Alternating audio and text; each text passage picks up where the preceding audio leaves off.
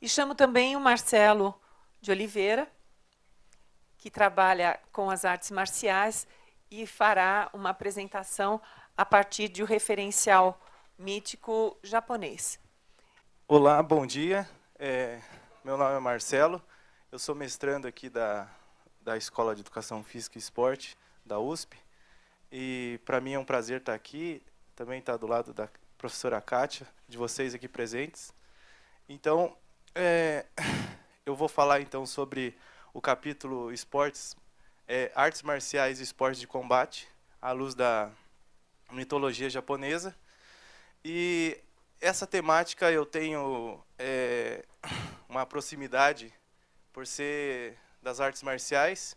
Eu pratico karatê há mais de 15 anos e eu fui atleta, passei por um período breve uma experiência de técnico no Paraná. E agora eu sou pesquisador com essa temática. Eu pesquiso tanto no campo da filosofia, do esporte, quanto da história, sociologia, permeio nesse meio.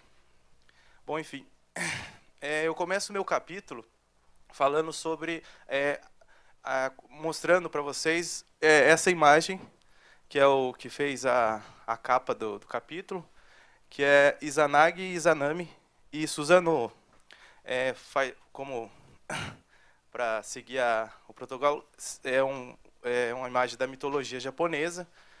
São dois, o casal Izanagi e Izanami, são os que são deidades da mitologia japonesa que, a partir das narrativas mitológicas, eles fizeram as principais ilhas do Japão, as 8 primeiras. E nesse meio termo veio os filhos. Vou falar um pouco breve da história dessa mitologia. Izanagi e Izanami, eles foram eles falaram para eles ir para a Terra por meio das deidades da mitologia. E nesse meio termo eles foram para a Terra, fizeram uma primeira ilha, na qual eles foram morar. Em seguida veio os filhos, e um desses filhos, Susanoo, que é o deus da tempestade e das tormentas, que aparece aqui embaixo. Tem uma espécie de uma cauda de um dragão ali, que também segue a mitologia, onde Susanoo mata um dragão de 8 cabeças. E no final, ele acaba encontrando uma espada dentro do dragão. É só para introduzir falar um pouco da mitologia.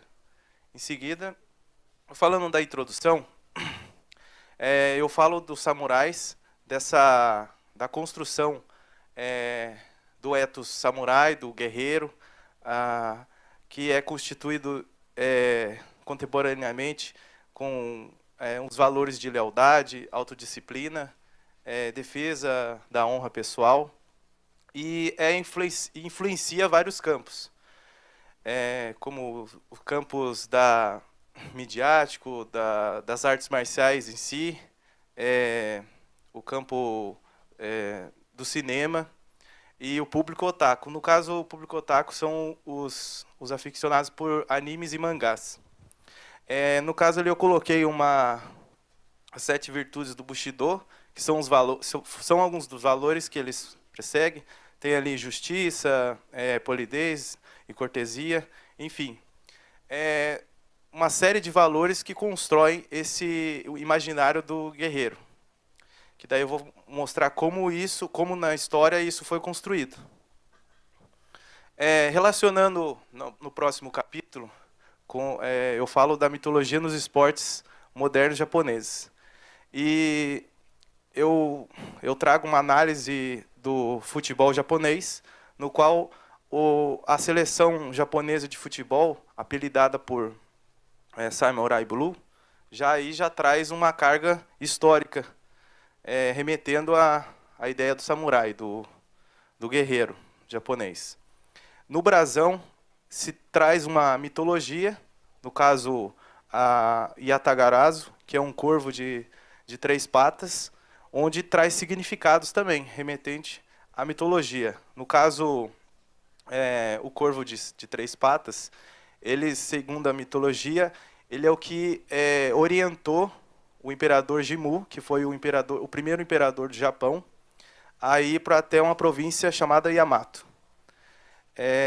E por causa disso, por essa ideia de guia, a seleção japonesa de futebol escolheu ele como um símbolo, o símbolo que leva à vitória, que é o que guiou o imperador Jimmu. E também no brasão também traz a ideia da deusa Amaterasu, que é a deusa da luz não, do sol, que vocês percebendo tem uma bola ali numa das patas, que quer dizer que simboliza a força e a agilidade, presa a uma bola simbolizando também o futebol. A cor vermelha quer dizer também com relação ao sol, a terra do sol nascente. Na sequência, no próximo capítulo, eu falo da figura do samurai e sua influência em outros campos. Aí eu falo da parte educacional, militar, midiática, que a figura do samurai influencia na contemporaneidade. Como filmes, por exemplo, Os Sete Samurais, que foi um clássico do cinema japonês, e as próprias artes marciais, que isso reflete nos valores, nas condutas, nas crenças que advêm desse campo. Aqui eu falo, tem um capítulo que fala da mitologia japonesa. Vou passar rapidinho para a figura do imperador. Tem um capítulo que fala sobre a relação da história mitológica que carrega essa família imperial no Japão. Para vocês terem uma ideia, então, existem 3 objetos sagrados que estão de posse da família imperial, que é uma espada, um espelho e uma joia. A espada simboliza o valor, o espelho a sabedoria e a joia a benevolência. Diz a lenda também, seguindo umas narrativas mitológicas, que a deusa Amaterasu tinha dado para seu neto Ninigi esses 3 objetos. E esse Ninigi é neto da deusa Amaterasu, que o imperador Jimmu, que é o imperador que eu falei no começo da história, da introdução, é bisneto desse neto. No caso, ou seja, concluindo, a família imperial ela tem uma relação com a mitologia, seguindo essa ideia de uma deidade relacionando com uma família. Bom, aqui aparece o imperador Akihito e a Michiko, que é atual imperadores. Na sequência, eu falo das artes marciais e esportes de combate, o antigo e o moderno. Falo da construção do ethos do guerreiro, influenciando as artes marciais. No caso aqui, eu faço uma comparação do século XVI, onde a ideia dos samurais, eles tinham eles não tinham uma conotação de formação humana. Contudo, passando pelo período Tokugawa, que é o período que o Japão ficou fechado, que vai de 1603 a 1800, até a segunda metade do século XIX, essa construção veio junto com o Bushido, uma construção de valores de formação humana, que isso influenciou as artes marciais.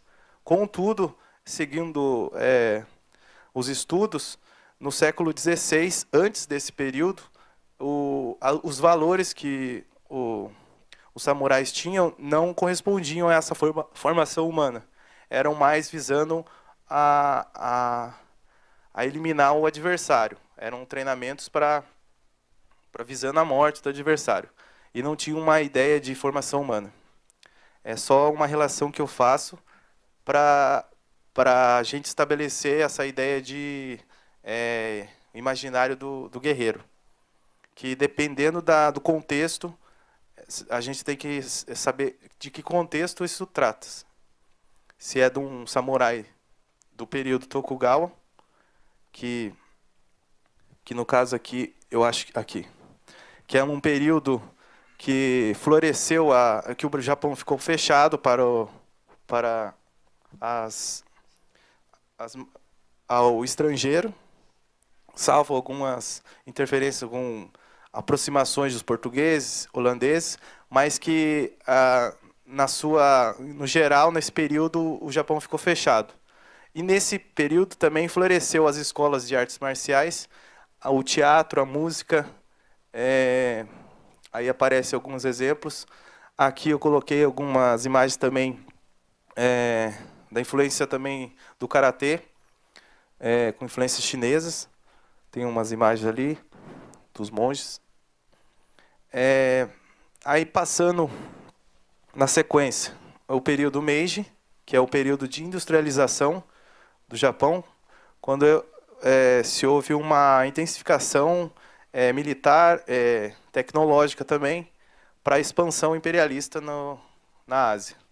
E isso acompanhou também a figura nesse contexto, Jigoro Kano foi também um representante do Japão no Comitê Olímpico Internacional, como sendo o primeiro japonês na história do COI.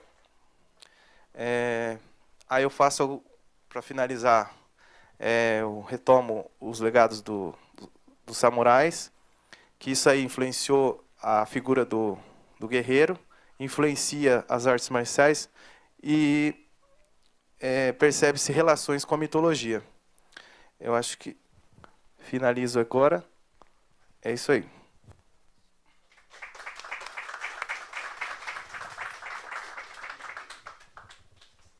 Obrigada, Marcelo.